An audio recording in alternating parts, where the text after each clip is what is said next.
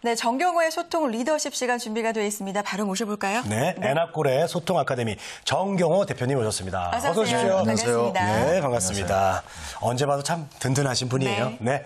자, 먼저 화면 통해서 오늘의 주제를 살펴보겠습니다. 디지털 소통, SNS, 세상을 편집하다가 오늘 주제네요. 네.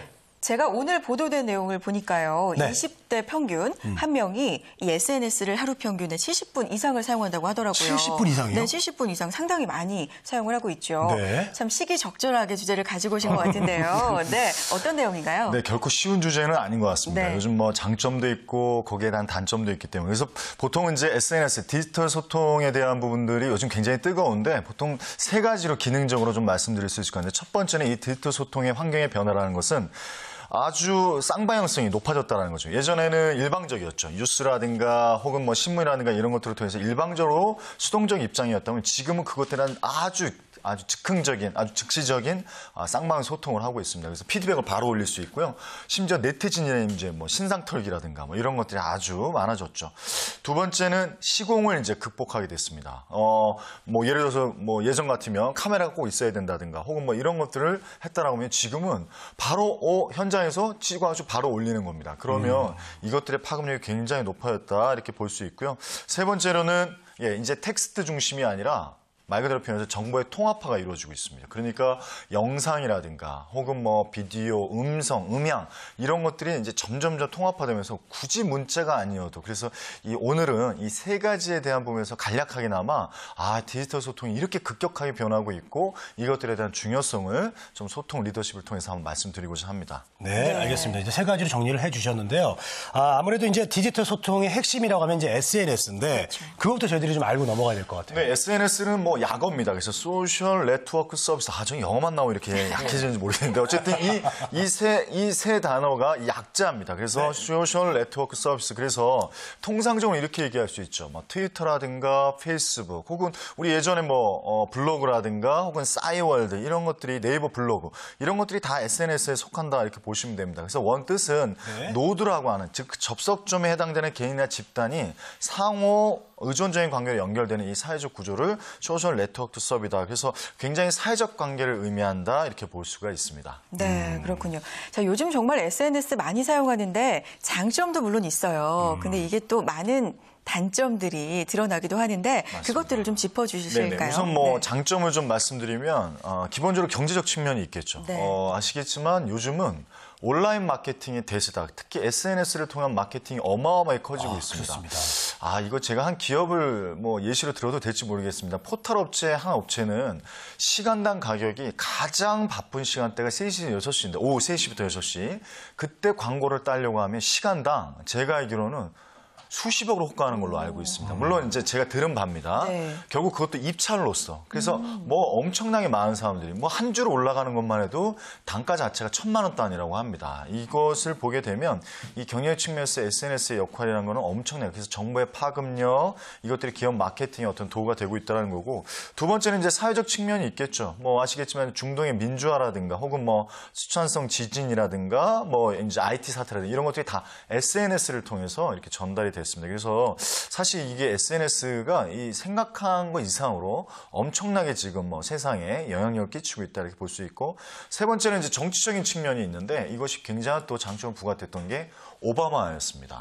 많은 사람들이 알고 계시기도 하지만 오바마 때 이 트위터, 페이스북이 없었다면 지금의 대통령 오바마는 없었다 이런 얘기가 있을 정도고 우리나라도 마찬가지죠. 뭐 지금 현재 이제 국회의원이 되신 이제 안모 국회의원께서도 사실은 굉장히 그 대학생들 트위터라든가 페이스북 때문에 엄청나게 뭐 인기가 올라갔었죠. 뭐 그런 부분들에 대해서 이 SNS의 가장 큰 장점은 이 교류가 굉장히 쉬워졌다라는 겁니다. 실제로 저도 이제 페이스북에 한 1,500명 정도 그리고 트위터에 뭐 많지는 않습니다. 트위터는 한 300명 정도 되는데 그런 부분들에 대해서 트위터 대통령이라고 지금 불리는 분이 계시죠. 혹시 누군지 아세요? 트위터 대통령. 트위터의 대통령? 누굴까요? 처음 들어보세요. 누구죠?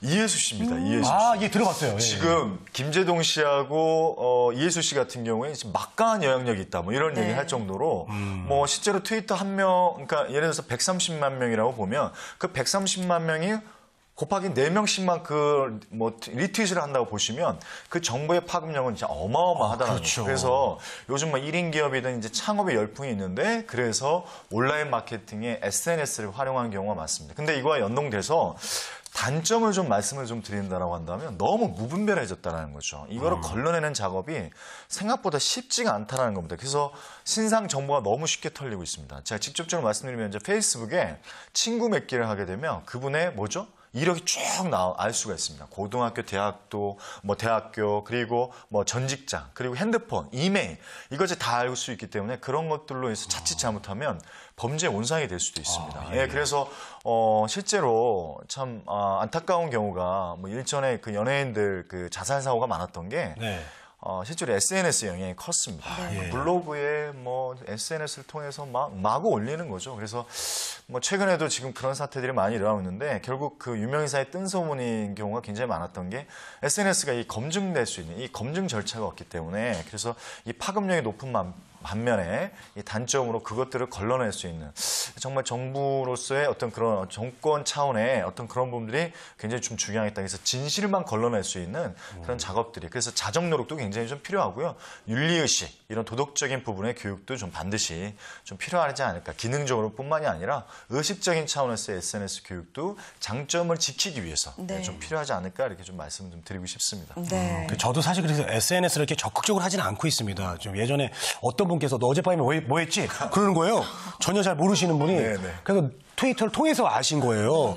그때부터는 좀 이거 사생활이 너무 노출되는 게 아닌가. 그래가지고 저는 열심히 하고 있지는 않습니다만 정보와 또 올해 제 목표가 소통이거든요. 그래서 좀 열심히 해야 되지 않을까라는 생각도 드네요. 네. 자, 그리고 21세기를요. TGIF의 시대다 이렇게 얘기하는데 그게 뭔가요? 네, 나중에 또 기회가 되면 TGIF에 대해서만 좀 말씀 좀 드리고 하는데 저는 SNS는 TGIF다 이렇게 좀 말씀드려서 21세기는 TGIF 시대. 그래서 딱 떠오르시는 솔직히 단어가 있지 않습니까? TGIF. 예, 제가 자주 가는 식당인데요. 네, 레스토랑. 제가 대학교 강의나 기업체 강의 되면 레스토랑 아니에요? 이렇게 얘기하는데 맞습니다. 근데 TGIF가 땡스 이런 기빙, 프라이데이 이런 부분도 있지만 이게 약어입니다. 그래서 트위터, 구글, 아이폰, 페이스북의 이니셜만 따가지고 그래서 21세기는 트위터, 아이폰 그리고 구글, 이 페이스북의 시대다 이렇게 볼 수 있는데 한 가지만 오늘 방송 시간 관계상 한 가지만 말씀 좀 드리면 지금 어마어마한 영향력이 있는 게 페이스북 같은 경우에 최고의 광고주. 미국 같은 경우에는 슈퍼볼 광고가 최고의 광고의 시장이라고 하는데요. 코카콜라가 그 슈퍼볼 광고를 내렸습니다. 난 더 이상 슈퍼볼 광고를 하지 않겠다. 그리고 그 광고료를 어디에 쏟아부는지 아십니까? 네, 그렇습니다. 페이스북에 쏟아붓기 시작했습니다.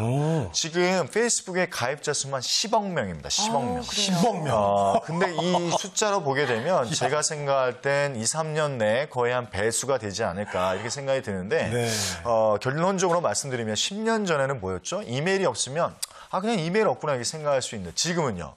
만약에 10년 후에도 페이스북 계정이 없다 혹은 트위터 계정이 없다라고 한다면 이 비즈니스 이거 하는 사람 맞아? 이렇게 생각이 들 정도. 그래서 이 부분들에 대해서 지인들과의 어떤 그런 뿐만이 아니라 사회적 어떤 측면 그리고 경제적 측면을 위해서라도 이 네 가지에 그래서 구글의 유튜브 트위터, 그리고 아이폰, 그리고 페이스북에 어떤 계정들을 만들어서 실제로 한번 해보셨으면 좋겠습니다. 그렇게 됐을 때, 사회적으로 얼마만큼 이것들이 급변하고 있는가, 이런 부분들에 대해서 좀 확인할 수 있을 것 같고요.